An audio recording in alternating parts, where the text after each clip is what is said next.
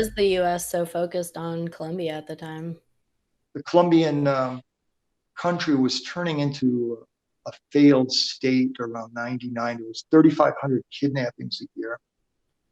And there was 2 million internally displaced people. And most of the rich people had moved to Miami and stuff.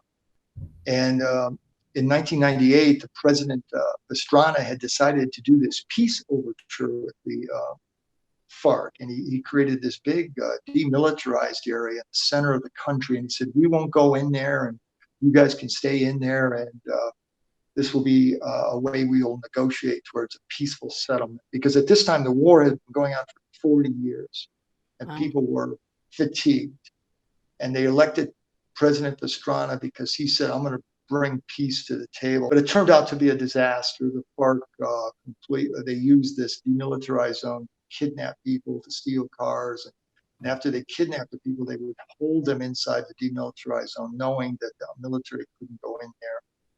The FARC, they grew from 7,000 to 15,000 because it was very easy to recruit people when you don't have to worry about a 500-pound bomb coming at you. Wouldn't it also, though, the cartels had such resources that they were being disruptive throughout all of Latin America and South and Central America? I mean, it was spreading. I mean, if you watch Narcos and how it was moving up into Mexico, and I mean, Chelsea, I mean, the amount of money, I mean, literally rooms, buildings, I mean, filled with American currency. Members looking at it going, you know, we could probably put 50 kids through the finest universities in the world with just a couple bags of that stuff. I mean, just insane amounts of US currency. And so I think that had a big part. People realized that this was growing beyond Colombia. And it was, you know, this is why we focused on the cartels at first in Colombia. And that was the epicenter, the center of gravity. If you didn't start there, you were never going to win. Is that an accurate assessment? Yeah, that's I talked about the internal security part with Pastrana and the FARC, but the main thing we're concerned about, the U.S., is what Stu just discussed. And the production potential in Colombia at that time was 1,000 tons a year. The world demand is only 585 tons and 350 tons for the U.S., 585 for the world. So they were able to produce far and away more cocaine than the world will be able to use in a couple of years. And so we wanted to hit that and attack that right there at the source zone.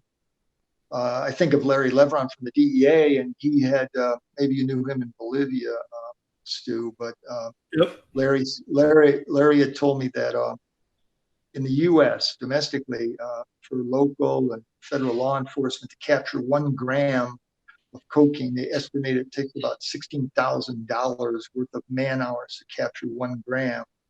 But in Colombia, you can hit a cocaine lab with an informant that you've maybe paid $2,500.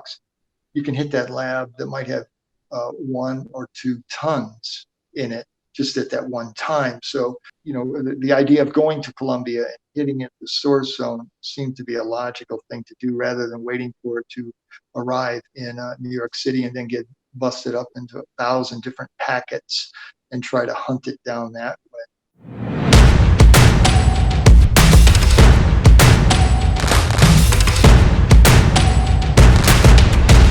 And you got the IT stuff figured out faster than Stu, so you win. Yeah, Chelsea and I, we messed with this microphone all day yesterday. You know, there's a button right here. If you don't put it to on, it doesn't work, just so you know.